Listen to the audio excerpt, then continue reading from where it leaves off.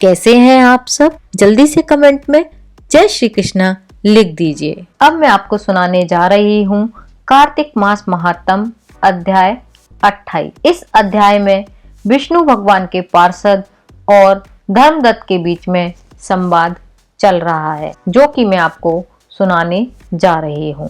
धर्मदत्त ने पूछा कि मैंने सुना है कि जय और विजय भी भगवान विष्णु के द्वारपाल हैं। उन्होंने पूर्व जन्म में ऐसा कौन सा पुण्य किया था जिससे वे भगवान के समान रूप धारण करके बैकुंठ धाम के द्वारपाल हुए।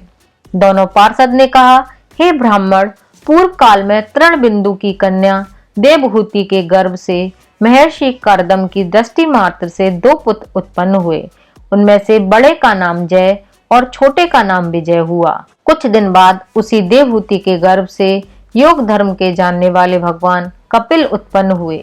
जय और विजय सदा भगवान की भक्ति में तत्पर रहते थे।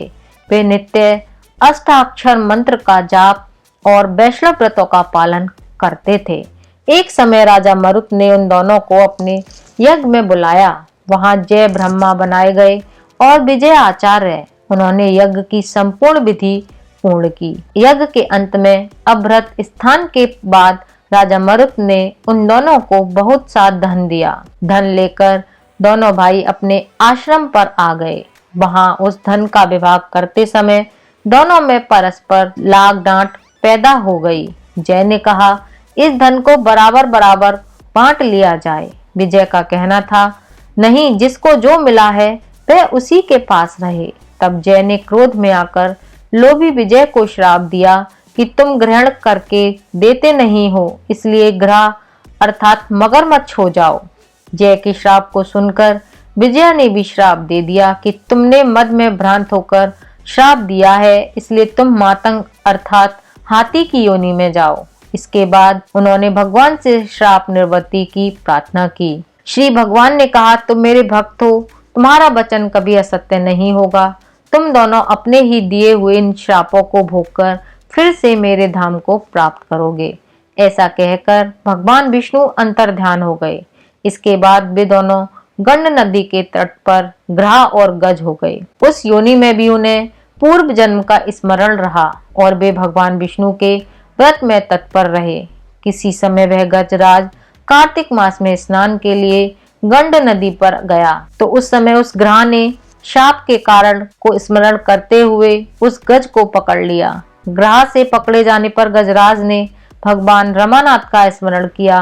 तभी भगवान विष्णु शंख चक्र और गदा धारण किए वहां प्रकट हुए और उन्होंने चक्र चलाकर ग्रह और गजराज का उद्धार किया और उन्हें अपने ही जैसा रूप देकर बैकुंठ धाम को ले गए।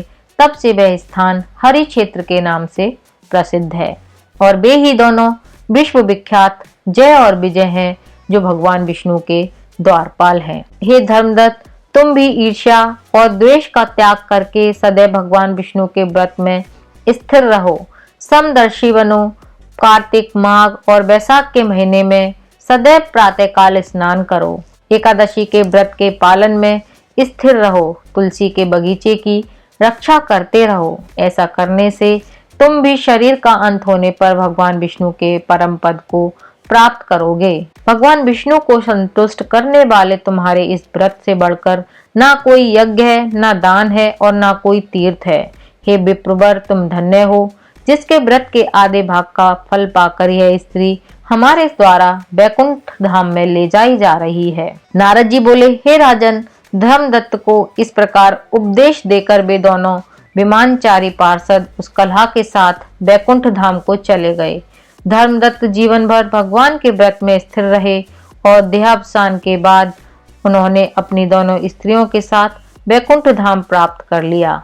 इस प्राचीन इतिहास को जो सुनता है और सुनाता है वह जगत गुरु भगवान की कृपा से उनका सानिध्य प्राप्त करने वाली उत्तम गति को प्राप्त करता है। बोलो भगवान विष्णु की जय।